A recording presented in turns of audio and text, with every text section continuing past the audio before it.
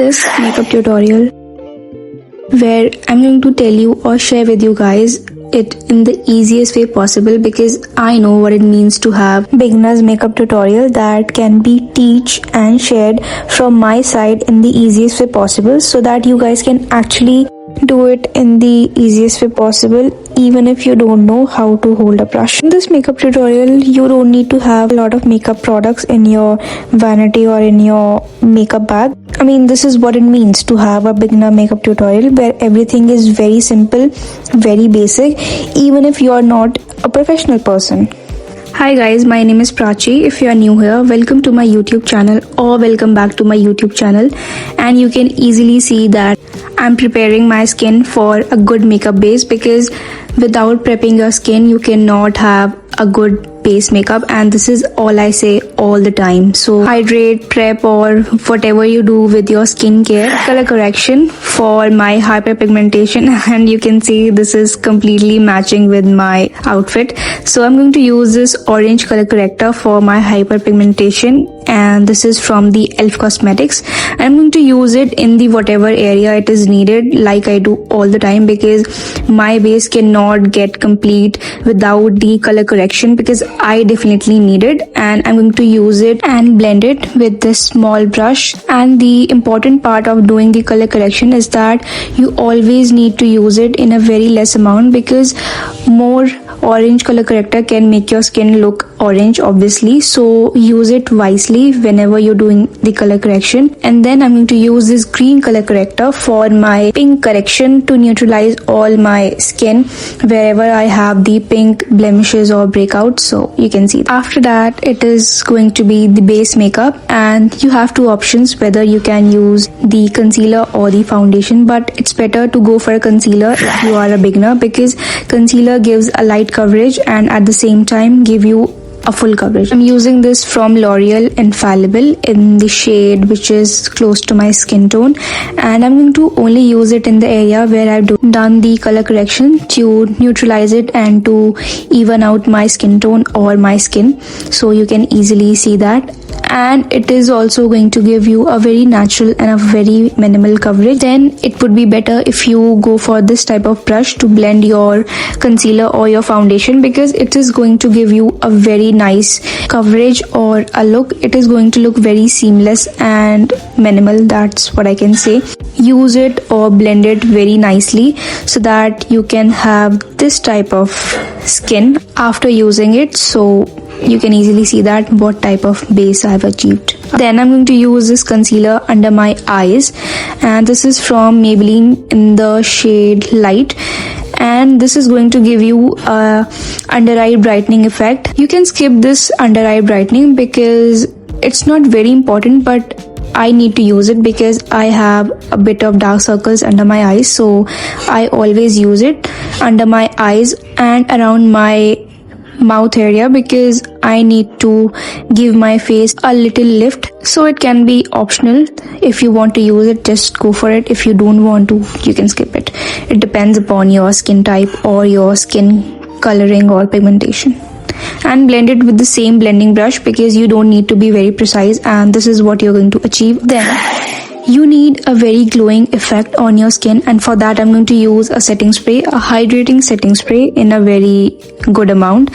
Then I'm going to let it dry for some time, and you can see my skin, this is really glowing like hell. Then for a long lasting effect of your makeup or your base makeup, you need to use the same foundation brush to set it. Then using this loose powder which is from Maybelline, which is the exact same shade of my skin tone, because I'm not going to bright my under eyes. I'm going to just set them to not make them look greasy or have any kind of crease. Then I'm going to diffuse it for a very long lasting and a very clean effect under my eyes, and just simply set your under eyes, and you can easily see the difference between both the eyes after setting it. I mean right and the left. Then use some loose powder on the eyelids as well, because no one needs to have this type of greasy eyelids. You need to use a loose powder for a long lasting effect of your base makeup if you are wearing it all day long, to not make it look greasy or full of creases. So it's better to not skip this step. Then to avoid this type of matte look, I'm again going to use a setting spray for regenerating my glowing look, because I hate a matte look on my skin. Then I'm going to let it dry for some time, and to make it look very glowy, you can see that. This is what happens when you give your base some time. I'm going to use this light brown shade only to contour my eyelids or my eye socket, I guess, because in the beginner makeup look there is no need to go extra, because everything needs to be very simple and very easy to do when it comes to the eye, but also need to look beautiful. So just use the simple and a traditional way of blending your eye shade, and use the traditional way of blending it. Then going to use this beige shade to have a very subtle and a very minimal crease effect. I mean, this is the point of having a beginner makeup look, that everything needs to be done in an easy way, and use it like you are using a loose powder on your eyelids. That is going to give you a very subtle and a very minimal crease, and also going to use it in the inner corners, and that can brighten your eyes. Then use this type of red shade or pink, whatever you can call it, in the lower lash line.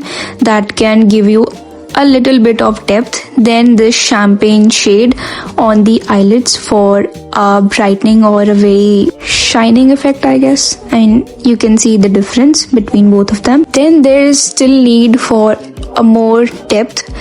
Then for that I'm going to use this light brown shade for a very subtle and small wing on the outer corner of my eye, and you don't need to have a lot of experience or practice while doing this type of wing liner. And extend your inner corner by using this brush in the outward direction. I'm going to make a slight shadow of the wing in the lower lash line, and for the more depth in the eyes I'm using this black pencil for tight lining. It is actually going to make a huge difference in your eyes, and you can see how amazing my eye makeup is looking. And now last but not the least, this is from the Makeup Revolution, and I'm simply just going to use it on my lashes to complete my eye look or eye makeup.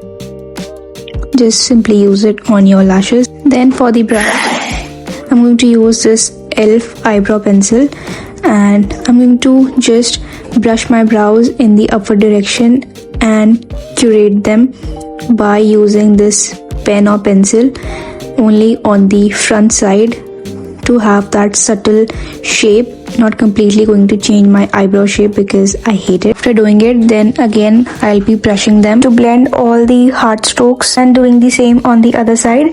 Then I'm going to use this e.l.f. brow gel, which is in the shade, I guess, Top, to fix my brows in the upward direction, and also going to brush it in a very minimal and a subtle way so that it don't look very extra. And you can see this is how my eye look turned out, and you can see it's not that difficult to do.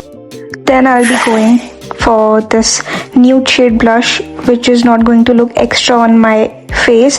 It's from Makeup Revolution, which is in the shade Nude Peach, I guess. I don't know exactly what the shade name is. And simply going to apply it on the high points of my cheekbone to give that soft lift on my face. And you can blend it with a fluffy brush or a blush brush, and you can see it is looking very subtle. It's actually your choice when it comes to the blush shade. Using this lip liner, which is from Makeup Revolution, and it is very close to my actual lip shade.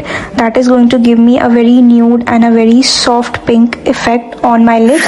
And then after that I'm going to use this pink lip gloss, and it is giving me actually a very Korean kind of a lip shade or lips.